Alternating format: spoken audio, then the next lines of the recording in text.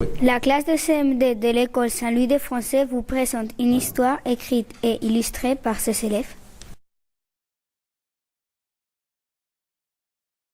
Il y a très longtemps, dans un petit village, vivait un enfant qui s'appelait Juan.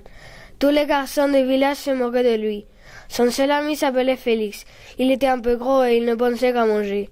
Un jour, Juan était en train de regarder le sol lorsqu'il trouva un papier par terre. Il lit sur le papier. « Aidez-moi s'il vous plaît, dans la forêt des monstres. » Et part immédiatement en courant vers la maison de Félix. Félix était en train de manger. Il sursaute quand Juan rentre en courant dans sa maison. Juan lui raconte comment il a trouvé le papier et lui dit qu'ils doivent sauver cette personne. Comme ça, plus personne dans le village ne se moquera d'eux.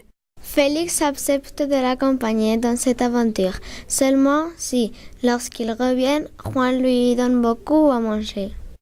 Il part, mais ne savent pas trop où aller. Il demande à monsieur. « Excusez-moi, savez-vous où se trouve la forêt des monstres ?» dit Juan. Vous devez aller jusqu'au village et le traverser, puis passer par le champ et enfin vous arrivez à la forêt des monstres. Mais attention, personne n'est jamais ressorti de cet endroit, répond le monsieur. Félix et Juan partent en direction du village. Ils arrivent lorsque la nuit tombe et ils cherchent une auberge pour dormir. Ils en trouvent deux, l'une à côté de l'autre. Sur la première est écrit « Auberge de l'amour » et sur la deuxième « Auberge de la mort ». Ils décident de rentrer dans l'auberge de l'amour. Juste lorsqu'ils vont passer la porte, une personne les attrape par les vêtements et les tire en arrière. Il leur dit que le nom de l'auberge avait été changé et qu'ils ne doivent entrer dans aucune des deux auberges. Juan et Félix décident de dormir dans la rue. Le matin, ils reprennent leur chemin, traversent le champ et arrivent finalement à la forêt des monstres. Ils rentrent dans la forêt où ils rencontrent des petits orques très malins qui leur disent de les suivre. Ils les conduisent dans une grotte et ils leur disent qu'ils doivent se reposer, qu'ils reprendront leur chemin demain. Soudain, ils entendent un bruit dans le fond de la grotte. Ils décident d'aller voir. Ils marchent et tout à coup, ils voient un serpent géant qui surveille un chevalier. Alors, Juan prend une corde et Félix un jambon. Félix tape sur la tête du serpent avec le jambon et Juan le tâche avec la corde. Félix et Juan sauvent le chevalier et ils le sortent de la grotte. Félix donne à manger au chevalier qui se réveille. Merci de m'avoir sauvé. Je m'appelle Pedro. J'allais me marier avec la princesse, mais un sorcier m'a enlevé car il voulait lui aussi se marier avec la princesse. Ils décident de sortir de la forêt des monstres, mais ils entendent de nouveau un bruit. C'est le serpent.